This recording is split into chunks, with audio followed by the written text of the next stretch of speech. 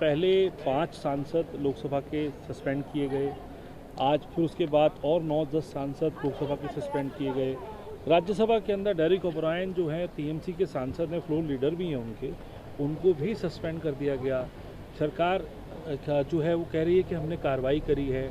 और जो कल इंसिडेंट हुआ उसके बारे में तो पुरानी बात भी एक आई, प्रहलाद जोशी साहब ने कही कि पहले भी 70s में ऐसा हुआ था कि एक शख्स अंदर वेल में आ गया उसके बाद में तो 2001 में हुआ ना जी।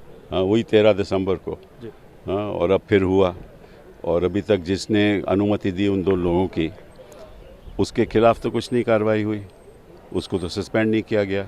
तो अगर ऐसे ही सस्पेंड करना है तो सारी विपक्ष को क्यों नहीं सस्पेंड कर देते, ताकि हम भी अपना काम पे लग जाएं, दूसरे काम पे।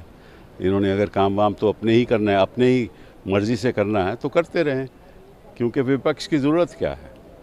और इनके हम दो हमारे दो, मतलब कि जो 2 घुसे थे वो तो इन्हीं के कारण घुसे थे ना। तो ये हम 2 हमारे 2 की राजनीति क्यों कर रहे हैं? देखिए, डेमोक्रेसी है, लोकतंत्र है, सबको साथ लेकर चलना होता है। बड़ी खतरे की बात है। उस दिन कुछ नहीं हुआ, कोई बात नहीं, लेकिन अगर बहुत खतरा हो सकता था, जान का खतरा हो सकता था सभी मेंबर्स ऑफ पार्लियामेंट का लोकसभा में, इससे और सीरियस बात क्या हो सकती है? और अब तक गृह मंत्री जी ने कोई बयान नहीं दिया और हम कहते हैं कि आप आइए। अभी इसमें क्या दिक्कत है? आप कहिए तो सही कि भाई कैसे आए, कैसे हुआ ये? अपनी इतनी बड़ी नई एक मतलब कि ऐतिहासिक बिल्डिंग बनाई है और आपने इतनी भी उसमें गुंजाइश नहीं रखी कि कोई नीचे ना आ सके।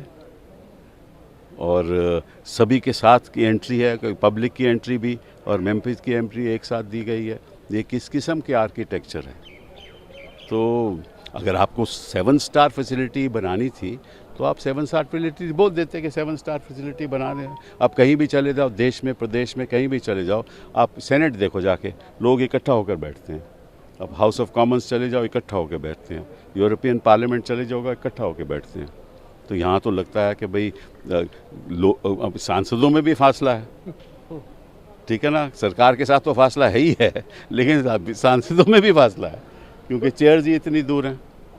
अगर दूरी ही करनी है तो फिर सस्पेंड कर दो सबको, जैसे आप कर रहे हो। 15 लोगों को कर दिया। सुना है कि एक तमिलनाडु के मेंबर को, जो था ही नहीं, उसको भी सस्पेंड कर दिया। ये मुझे सुनी सुनाई बात है, मैं जानता तो नहीं हूँ, लेकिन मुझे एक सांसद ने बोला है ये बात। Sir, but sir, how do you see what kind of scenario is going on in the Prime Minister? No, first of all, before the statement, of course, this Home Minister must come. He should have come earlier. He should have come immediately. He should have made a statement saying that we're very concerned, expressed sympathy, expressed concern that this has happened in a new building, which should have taken care of all possibilities. How is it that in this particular building, the members of parliament and the public, the same entry gate is used? And how is it that you can easily jump from the visitors gallery onto the house? I mean, there should have been some precautions taken. This is a new building. It may be a 7-star culture, but you have to take care. Nothing really happened on December 13 in terms of threat to life. But somebody, if he had done something, you know, anthrax or any other material had been used, you can imagine the havoc that would have been caused. So this is perhaps one of the most serious incidents that has taken place.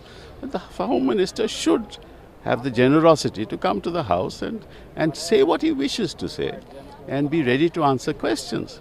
Now the problem is that they will not do this till such time as they built up an alternative narrative with which they will come to the House. And the problem there is that before, you should have immediately suspended Mr. Simha, who had given the permission to these 2 people to come. And if it had been a member of the opposition or a political party belonging to the opposition, he would have been under UAPA. But sir, how do you see the 14, 15 MPs have been suspended from It is shocking. In both the houses. It's shocking. It is shocking. And this is the culture that they have developed in this. The moment you oppose something, they don't allow you to speak. If you say something, they will say nothing that you are saying is going on record. So what's the point of being a member of parliament and participating in a discussion? You should have a healthy discussion in the House. We used to have it. What the other options opposition has, because earlier there was a talk that the India party starts thinking of approaching the President of India on this? No, you can approach anybody you want. They're not going to change their ways. I mean, let's be clear. You should learn from the history of this government since 2014 as to what's been happening. There is no point making these visits. Get together, get together, have an agenda, an alternative narrative, and go to the people of this country and hope that the Supreme Court will protect us.